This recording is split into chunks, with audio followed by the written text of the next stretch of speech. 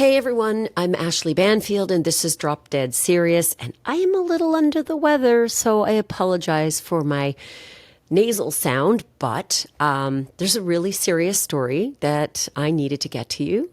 So out of bed, little zhuzh, little makeup, and here I am because there is a senseless quadruple murder that has me just confounded. It happened in rural Tennessee. The whole nation seems to be shocked by this, right? An entire family has been wiped out. A baby was left in a stranger's front yard, and a 7-day manhunt gripped the entire country. And even though a suspect has now been caught, Austin Drummond, there doesn't seem to be an answer to this mystery. Not yet, anyway. And when I say answer, I mean the big question: why? His arrest may only be the beginning of a bizarre mystery. Why? Like, why would anybody wipe out a whole family and then steal a baby in a car seat, only to then just discard that baby at a stranger's house on the side of a highway, almost like it was just an afterthought, and what a pain in the ass. Out you go. Why would he go on the run for days on end amid a nationwide manhunt? Maybe that part is not such a mystery, right? Because Austin Drummond may well know that Tennessee is a death penalty state. And the profound evil that he is accused of committing more than qualifies him for execution if he's found guilty of all of this. And the truth about Austin Drummond is actually quite disturbing. I have every detail that we know so far, from the moment that baby was found to the massive search, to the arrest of 3 people who allegedly helped Austin Drummond while he was on the run, even though he was an accused quadruple murderer. Austin Drummond is a self-proclaimed member of the almighty Vice Lords gang with a violent prison record. There's disturbing audio from his past parole hearing, and I'm going to play that for you in just a moment so you get a sense for yourself what this guy is like. And it gets even crazier. It is even alleged that he struck up a relationship with a former female prison guard, a guard who happens to be the sister of one of the murder victims, a guard who is now pregnant. So buckle up, because what started as a murder case has exploded into something far darker and far more twisted than anybody expected. On July 29th, in the quiet back roads of rural West Tennessee, a horrifying story began to unfold. A baby girl, just 7 months old, found alone in a car seat. She was left in the front yard of a stranger's home in Tigrat. That's in Dyer County, Tennessee. At first, nobody knew who this little baby girl was, but just hours later, 40 miles away, in a wooded area near Tiptonville in Lake County, police made a devastating discovery. 4 dead bodies, all of them shot to death, in the woods, all of them closely related to that abandoned baby girl. The victims' names were James Wilson, 21 years old, and the father of that little baby; Adriana Williams, 20 years old, and the baby's mom; Courtney Rose, 38 years old, Adriana's mom, and also the baby's grandma; and Braden Williams, just 15 years old, Adriana's brother, and of course the baby's very young uncle. We don't know a lot of details about this crime. Police haven't released how the victims ended up in the woods, but the victims were living in Dyersburg, Tennessee, which is in Dyer County, and that's about 30 miles away from where their bodies were found. So your mind goes to so many different possibilities. How did they end up, all 4 of them, in the woods? Where was the baby? Why was the baby spared? Were they dumped there? Were they killed there? These are questions that eventually we will hear, but police are keeping a lot of these details close to the vest right now. An entire family has been wiped out. And by the very next day, the Tennessee Bureau of Investigation had their suspect, Austin Robert Drummond, 28 years old. The Bureau told everybody to consider Austin Drummond armed and dangerous, and they quickly hit him with the most serious charges that the law allows. 4 counts of first-degree murder, 2 counts of especially aggravated kidnapping, along with multiple firearms-related felonies. The manhunt began immediately, and it was massive. The TBI, Tennessee Bureau, the U.S. Marshals, the FBI, the local SWAT teams, they were all called in to look for this guy. And in the days that followed, law enforcement held multiple press briefings, and their message to the public was crystal clear. The TBI director, David Rausch, called Austin Drummond, quote, extremely dangerous, and urged people not to approach him under any circumstances. Officials also confirmed that the baby girl was unharmed. Thank God. And they said that she's been placed under protective custody and that she's doing well. But she is orphaned. So with the suspect still at large, and obviously a suspect capable of such extreme violence, the fear in the community only grew. It was pretty clear that this guy was running for his life. And anyone who could get in the way, anyone who could get between him and his freedom, well, their lives probably wouldn't matter a whole lot, given what he was just accused of doing days earlier. The pressure to find Austin Drummond was reaching a fever pitch, and the headlines about the manhunt to find him were splashed right across the country. And I'm going to break here a little bit because the true crime audience doesn't miss a beat, right? They stay really close to the headlines, and they often are a big help in the headlines, as is the case in this story, which I'm going to tell you in a moment.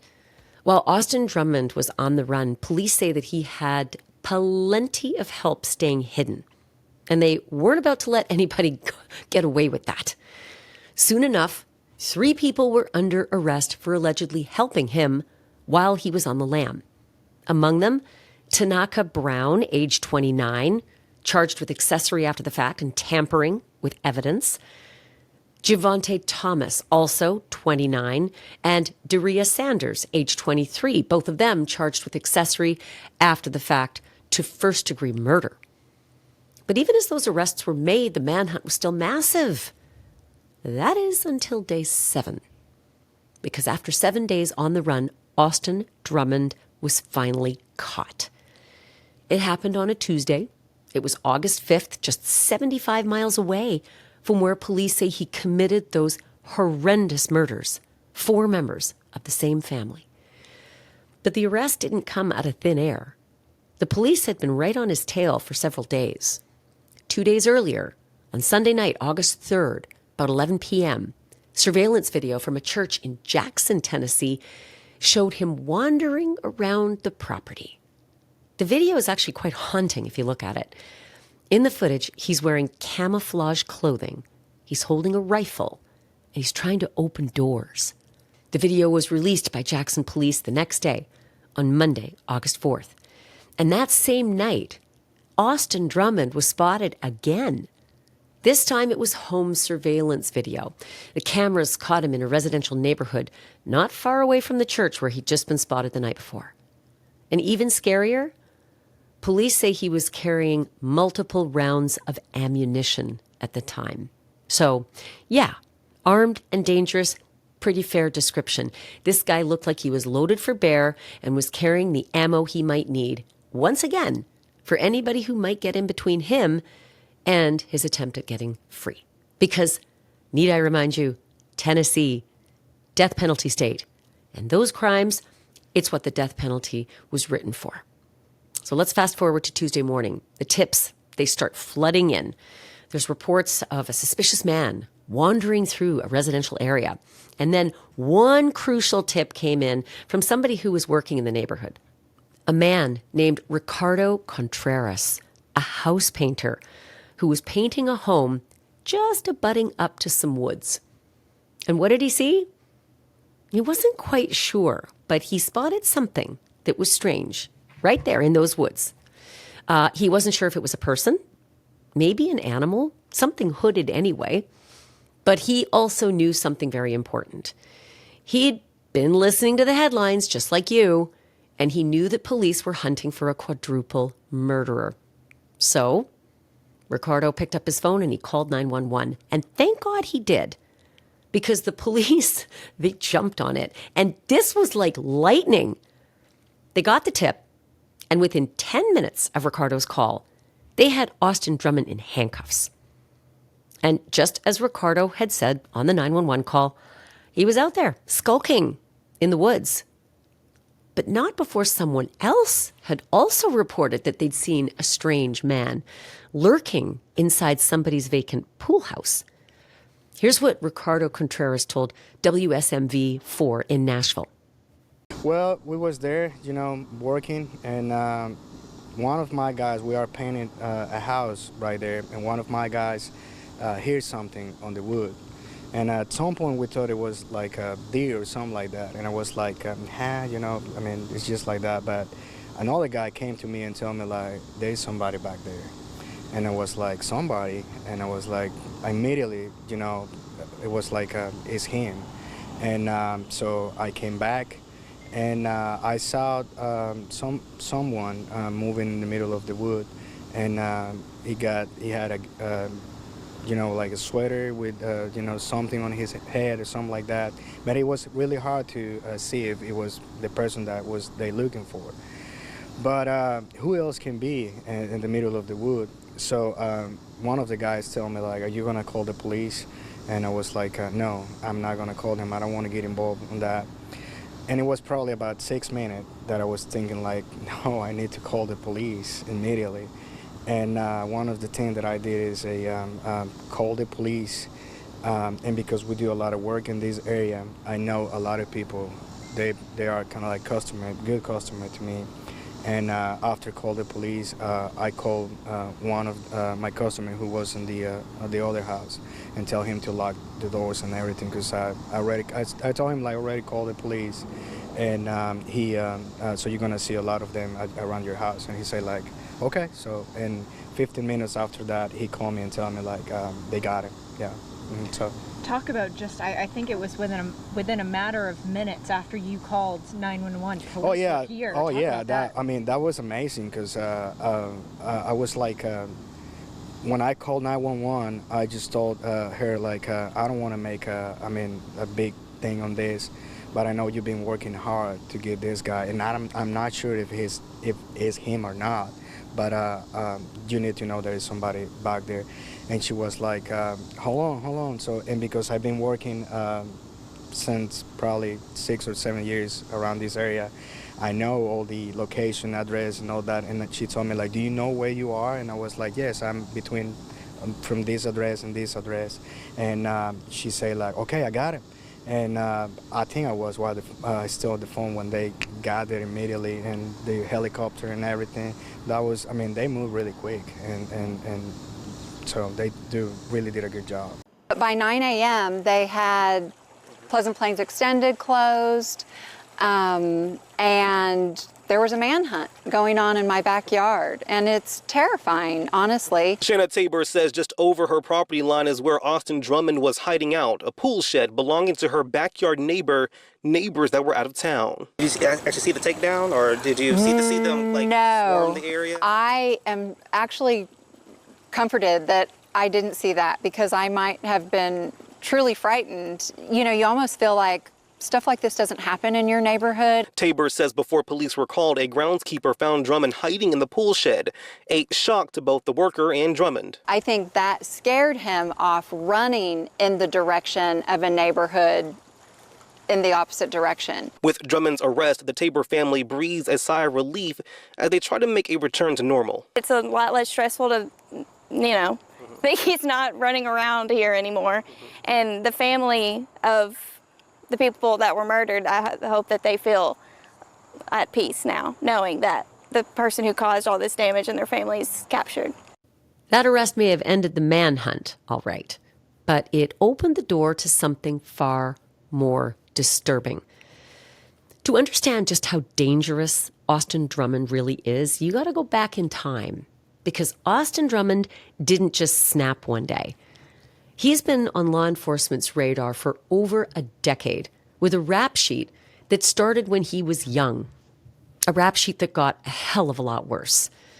Drummond is a confirmed member of the Vice Lords, full name the Almighty Vice Lords, a notorious street gang and prison gang with deep roots in Tennessee. Back in 2013, at just 16. Drummond walked into a Circle K, a convenience store in Jackson, Tennessee. He was waving his gun around and demanding money. And according to the court records, he pointed that gun right at the Circle K clerk and said, quote, "I'm not fucking playing with you." He made off with just $44. Just think about that for a second. $44.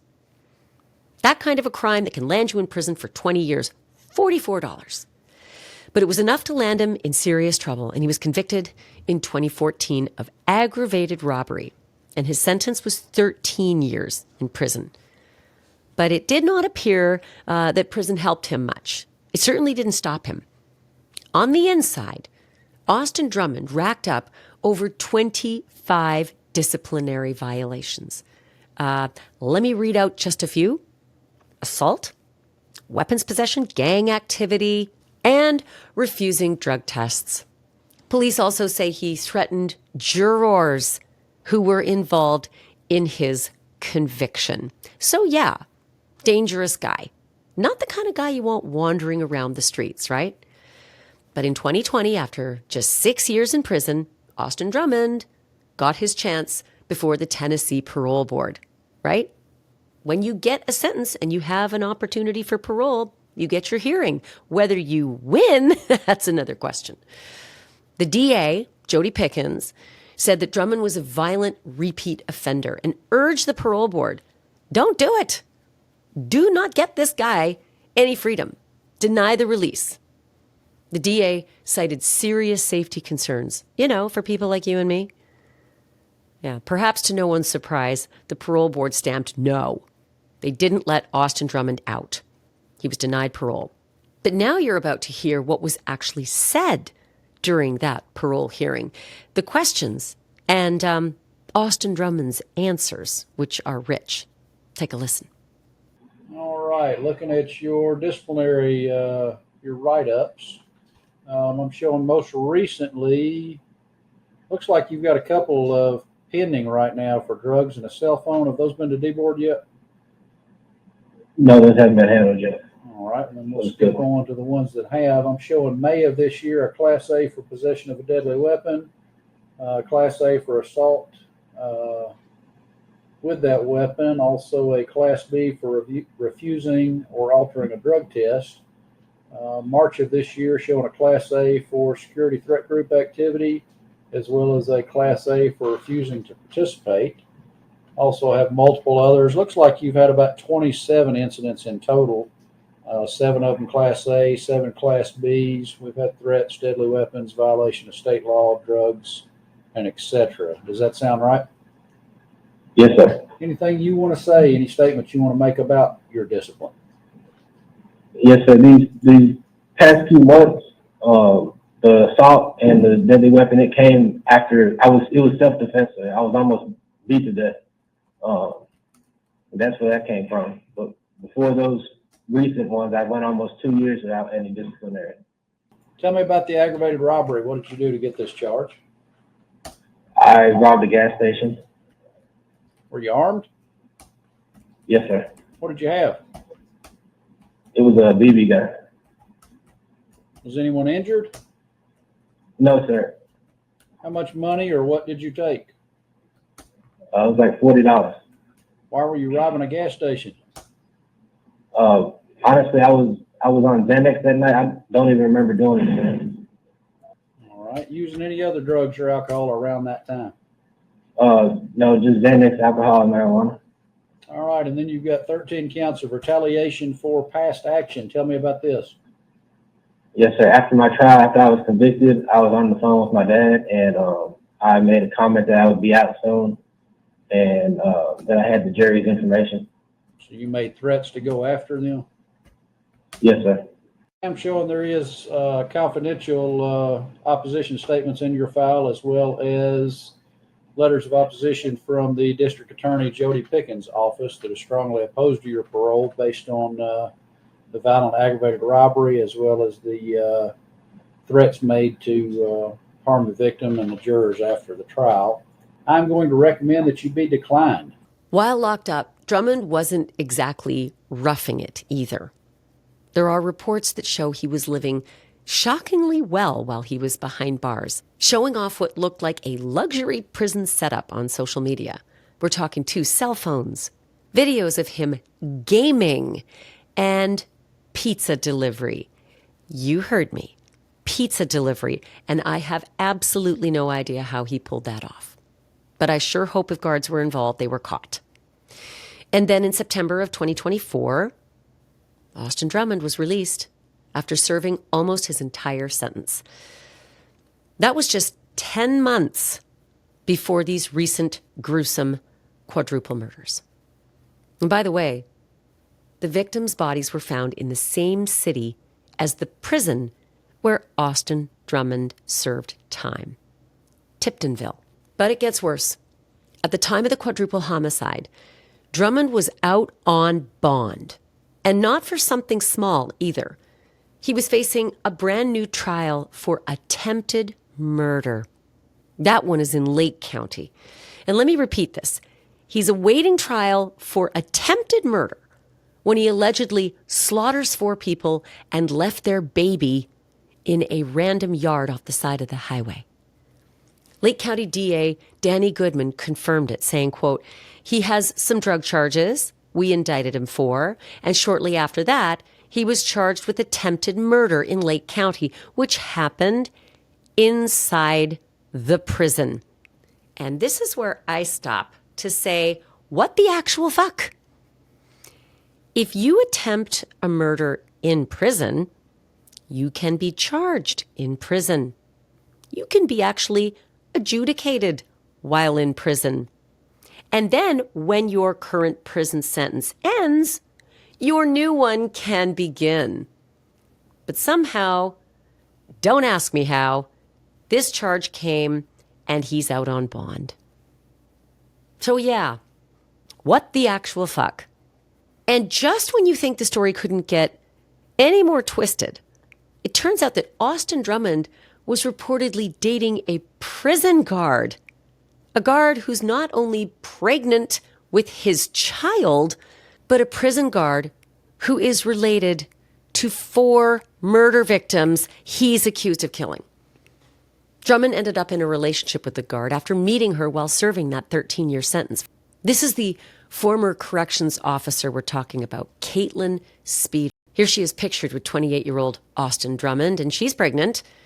Caitlin is the sister of Courtney Rose. And of course, Courtney Rose is the oldest of the murder victims. And get this, Caitlin was reportedly fired for being in that relationship with Austin Drummond while he was serving time. I guess that's not a surprise. But when Austin Drummond was released in September, where do you think he went? He reportedly moved right in with that former prison guard, Caitlin Speed. There's no shortage of pictures of the couple. They regularly posted stuff on social media, very lovey-dovey, out on the town together, living their lives. In fact, one of the family members of the 4 victims said they never feared Austin Drummond. They thought Austin Drummond had been nothing but terrific to the family. They never for a moment imagined that this could ever be possible. So yeah, the mystery gets even deeper. But the social media posts from Caitlin Speeder's ex seemed to indicate that he wasn't one bit happy about her relationship with Austin Drummond.